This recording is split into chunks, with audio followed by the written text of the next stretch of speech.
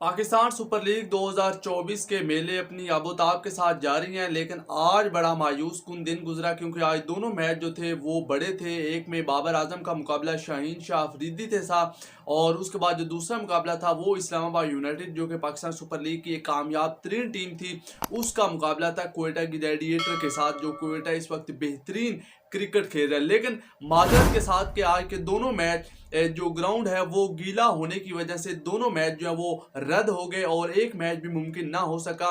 इसके पीछे Pakistan cricket board की वाज़ह नाकामी है कि आप पूरे के पूरे स्टेडियम को कवर अप क्यों नहीं करते, कि अगर बारिश हो रही है तो आप श्रीलंका की तरह पूरे स्टेडियम को कवर अप क्यों नहीं करते। अगर आप ऐसा करेंगे तो बारिश का जो पानी इकट्ठा होगा उसको आप जल्दी जो है वो वहां से हटा सकते हैं और मैच को दोबारा स्टार्ट कर सकते हैं। लेकिन पाकिस्तान में ऐसे इंतजाम कहाँ।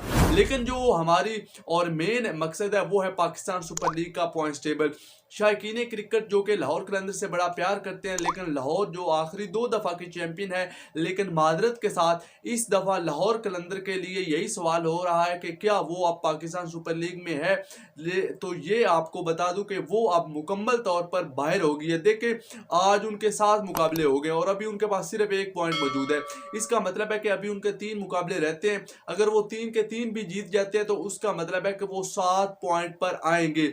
अगर आप देखो तो जो ऊपर वाली 4 टीमें हैं उनमें अगर आप देखो तो उनमें भी लाहौर कलंदर के शामिल होने के इम्कानात कम है। अगर ऊपर वाली टीमें यहाँ से भी हारना शुरू कर दें तो इसका मतलब है कि लाहौर का चांस जो है वो आप कह सकते हैं कि बिल्कुल जो है वो खत्म हो गया है और लाहौर कलंदर सिर्फ और सिर्फ प्रैक्टिस के तौर पर जो है ये अगले मैचेस खेलेगा। अगर मैं पॉइंट्स टेबल की ताज़ा सूरत आपके साथ शेयर करूं तो मुल्तान सुल्तान जो कि टॉप पर मौजूद है, 6 मुकाबले खेले हैं उसने।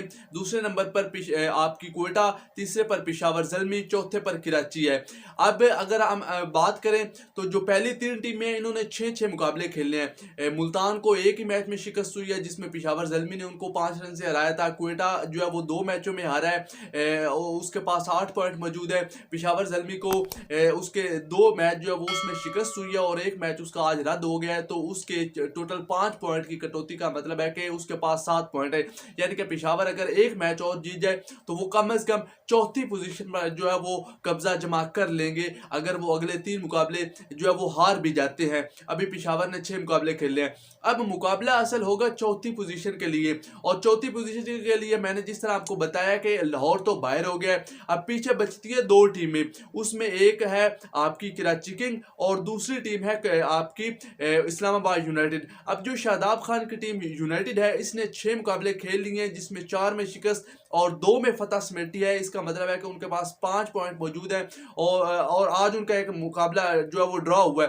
5 पॉइंट उनके पास मौजूद है और कराची जो इस वक्त 5वें नंबर पर मौजूद है, उसने 5 मुकाबले खेले, 3 में शिकस्त और 2 में फतह हासिल किया है, तो उसके पास इस वक्त 4 पॉइंट मौजूद है। लेकिन कराची को यह एडवांटेज है कि अगर कराची अपना अगला मैच जीत जाता है तो फिर जो उसने ऑलमोस्ट कराची में खेलना है, मुल्तान के अगेंस्ट खेलना है, तो फिर उसके पास यह मौका होगा कि वो इस्लामाबाद यूनाइटेड से ऊपर यानी कि 6 मैचों के बाद 6 पॉइंट पर पहुंच जाएगी।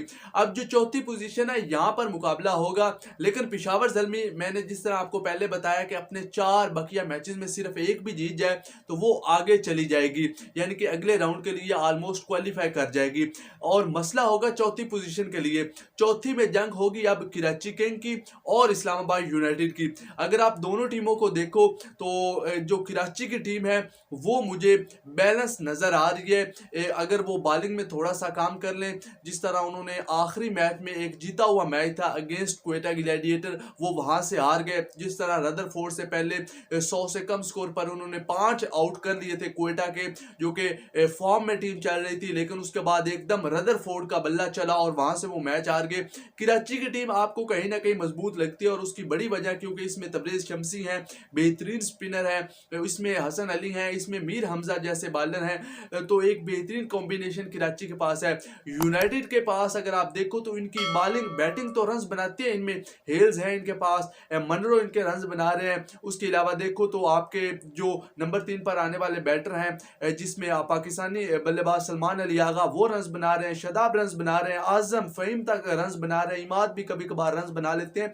लेकिन मेन मसला है इनकी बॉलिंग का, वो बॉलिंग इनकी काम नहीं कर कर रही, जिस वजह से ये मार खा रहे हैं और एक दो जीते हुए मैच जो है वो ये हार गए हैं। तो यहाँ पर जो चौथी पोजीशन के लिए मुकाबला होगा, लेकिन ओवरऑल अगर आप तीन टीमें मुझसे पूछो जो कि मुझे आसानी से लगती हैं कि जो आगे चली जाएंगी, तो उसमें पहले नंबर पर तो आपको मुल्तान नजर आ रही है 10 पॉइंट के साथ, दूसरे पर क्वेटा है जिसके पास 9 पॉइंट है, पेशावर ज़ल्मी 7 पर मौजूद है। तो ये तीन टीमें तो कंफर्म होती हुई नजर आती है महज एक एक जीत के साथ। और फिर चौथी पोजीशन के लिए जो मुकाबला है वो होगा जी आपकी कराची किंग और इस्लामाबाद यूनाइटेड का। लेकिन किंग को ये एडवांटेज है कि अभी उनके 5 मुकाबले रहते हैं, तो अभी उनके पास अगर देखो तो 4 पॉइंट उनके पास हैं। अगर वो अपने 5 में से 3 भी मैच जीत जाते हैं तो फिर वो 10 पॉइंट पर चले जाएंगे, और इसका मतलब है कि 10 पॉइंट के साथ आप कम से कम तीसरी या फिर चौथी पोजीशन पर खड़े होंगे।